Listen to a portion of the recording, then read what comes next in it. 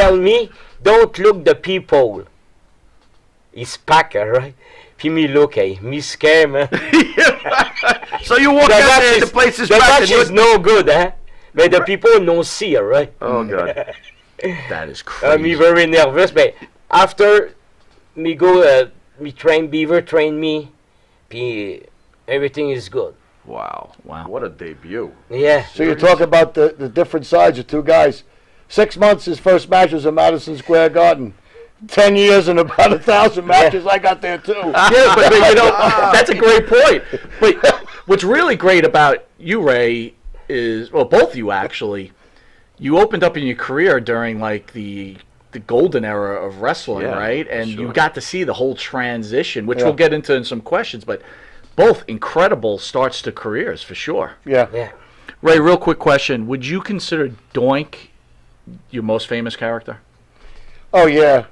Yeah, without a doubt. I mean, the notoriety of the couple WrestleManias and, traveling around the world with the Federation at the time and all that stuff. Yeah, people do remember some of the other things I did. And once in a while, someone will ask me about it or to sign a picture from, the times before that. But generally, without a doubt, the Doink character is the most important one of my career. So you and Matt Osborne are pretty much are the ones that had the Doink character. Correct. Matt was released for obvious drug problems that he had. Did Matt ever give you shit about you taking over the character? Interesting. No, I mean, as far as Matt and I, we didn't have any problems. We didn't have any personal, and I never did nothing to the guy. He never did nothing to me. I mean, if he had a problem with the office and the office and him decided to go different ways in the business, that was nothing to do with me. I mean, I wasn't working for the Federation at the time. I didn't know.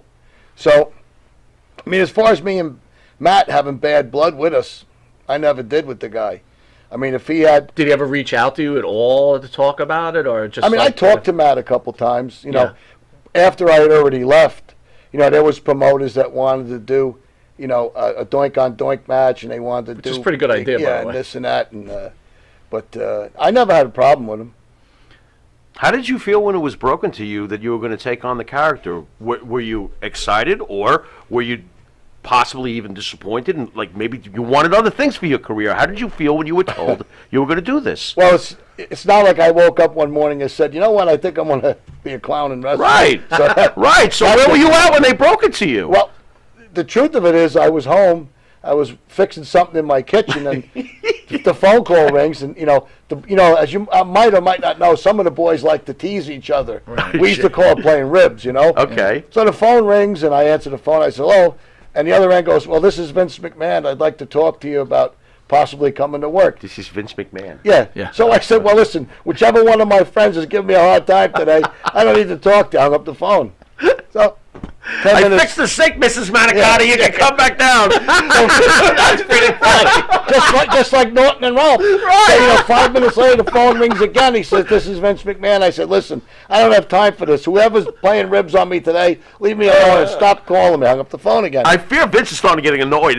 Yeah. Okay. So finally, the third time, a girl calls back and said, listen, this is Vince McMahon's secretary.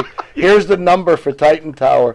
Please call it back. He wants to speak with you. Right. Oh, wow. I said, all right. So put the wrench down. Yeah. So okay. now the phone of the guy says, well, geez, I wonder if this is for real, Nah, can't be. Right. All right, let me call it back. Okay. So I call it back, and, hello, World Wrestling Federation. I went, oof. Oh, man. Oh, boy, I just hung up on this cat twice. I said, well, this is Ray Apollo. I'm looking to speak with Mr. McMahon. She goes, yeah, he's been trying to get in touch with you. Oh, my God. My well, Lord. let me ask you this, Ray. That's a true story. According to Bruce Pritchard, he claims that when they got rid of, or Osborne left, or he was on drug rehab, that Bam Bam Bigelow recommended you for the role as Doink. Is there any truth behind that? I know that I think Vince had asked a few people, about me, who I was, where I was, what was going on. And I think, if I remember right, that Bam Bam and Afa and Yokozuna all told Vince about me. Okay. And at that time, Yoko was the champion, and Alpha was there with what you guys call, Rikishi Jr. and Sam were the head shrinkers, and Scott. I guess he asked Scott about me too, Bam Bam. So it came from those three guys, really. So I guess it paid off to know the Samoans then, huh? Well, yeah, I mean, they're friends of mine, so it was great being with them all this time, I mean, they're like family to me. Yeah. So, yeah. Working primarily as a heel before you got this very important role, how hard was it for you to make the conversion to a face? Well, I mean, if you're one of the boys and you've been wrestling, then you do all the same moves and you do everything. You're the way you wrestle, the way you move, the way you do things doesn't change. It's when you do it and how you do it. So that's not that. It wasn't a big deal to me. Okay. I mean, we all do things a certain way. There's not two wrestlers the same in the world. Right. So everybody does things their own way. When you do it and how you do it is just how you switch things around.